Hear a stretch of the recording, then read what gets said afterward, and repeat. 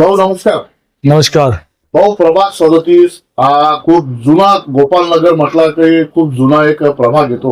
या प्रभागामध्ये आपण मागील काही वर्षापासून आपण इथे जनतेला म्हणजे समाजकार्याला सर्वांना तुम्ही साथ दिली.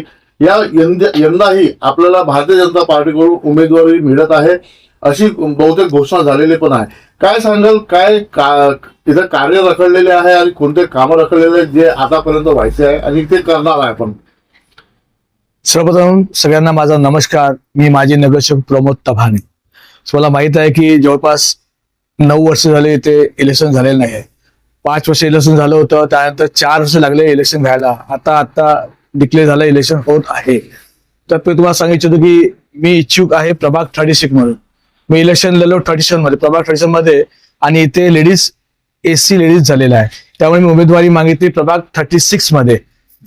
जवळपास असं वाटते की मला भारतीय जनता पार्टी तिकीट देईल.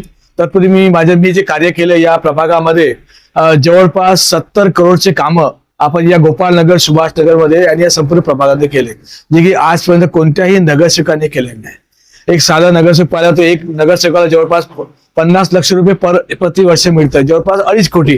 पण आपण 70 कोटीची कामं हे करू शकलो हे फक्त ना फक्त आपले जे मुख्यमंत्री देवेंद्र फडणवीस साहेब त्यांच्यामुळे.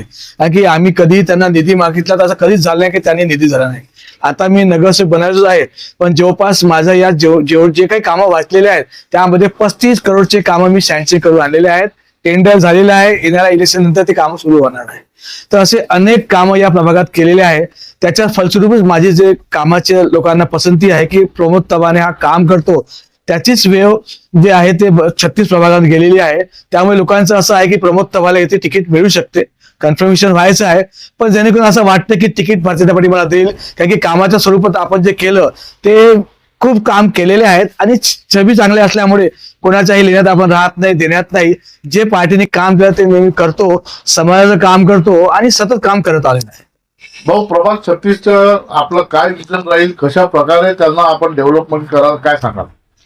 प्रभाग 36 मध्ये मी आधीच सर्वे केलेला आहे.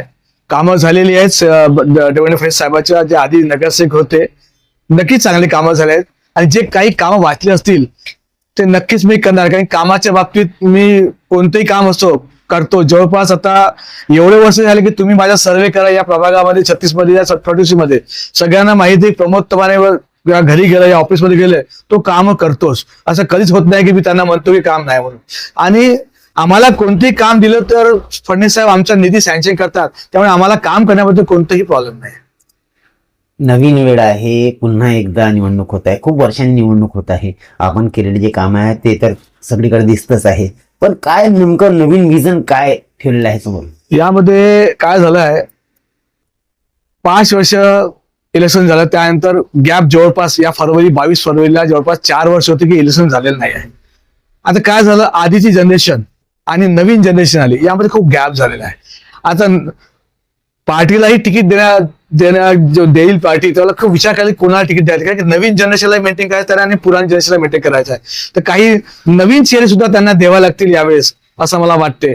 आणि कामाचं स्वरूप असं आहे की तुम्हाला माहिती आहे आता सध्या इलेक्शन झालेलं आहे ग्रामीण मध्ये, नवीन चेहरे खूप दिलेले आहेत. ज्यालाही तिकीट दिले भारतीय जनता पार्टी तो निवडून आलाय नगर अध्यक्ष. आता तुम्हाला सांगतो 21 वर्षाचे नगरसेवक झालेले आहे, हे आजपर्यंत कधी झालं नाही. त्यामुळे अशी नवीन पिढी काम करताय. आणि भारतीय जनता पार्टी आज तुम्हाला माहिती आहे आमचे मुख्यमंत्री देवेंद्र फडणवीस साहेबांनी आज संपूर्ण महाराष्ट्रामध्ये जो प्रचार केला त्या प्रचारात तुम्ही नोटिंग केले असेल की त्यांनी कोणत्याही पार्टीबद्दल, अपक्ष पार्टीबद्दल जे विपक्ष आहे त्या कधीही त्यांनी भाष्य केले नाही त्याच्या विरोधामध्ये. त्यांनी फक्त जो अजेंडा ठेवला तो विकासाचा अजेंडा ठेवला. त्यामुळे आज आपल्याला जे ग्रामीणमध्ये यश मिळालं ते सुद्धा त्याच प्रकारे या नागपूर शहरामध्ये सुद्धा त्याच प्रकारे यश मला वाटतं जवळपास 110 सीटा तरी या नागपूर शहर महानगरपालिका येतील अशी माझी अपेक्षा आहे. आताच लेटेस्ट बातमी आहे, साहेबांनी मुख्यमंत्री साहेबांनी असं घोषणा केलेली आहे आणि शिंदे साहेबांनी की महायुती सोबत लढणार, या बाबतीत काय बोलणार? अरे कसं आहे ते महायुतीबद्दल जे मोठे लोक आहेत तेच बोलतील, पण माझ्या मते नागपूरला जे शिंदे साहेबांचं अस्तित्व म्हणा या शिवसेनेचं अस्तित्व तेवढं आहे. त्यांच्या फक्त 2 तिकीट होत्या शिवसेनेचा.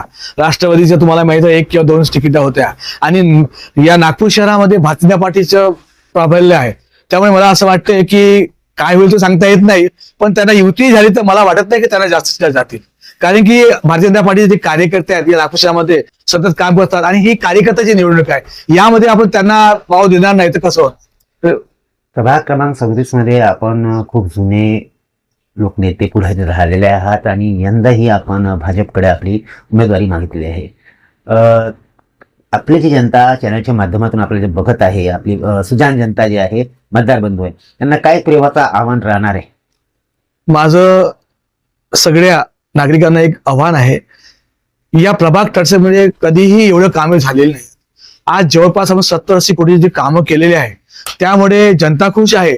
पण माझ्या सर्व नागरिकांना विनंती आहे की जेही नगरसेवक पार्टी देईल त्यांना जास्तीत जास्त मतांनी या प्रभाग टर्चे लोक निवडून देतील, अशीच त्यांना मी विनंती करतो.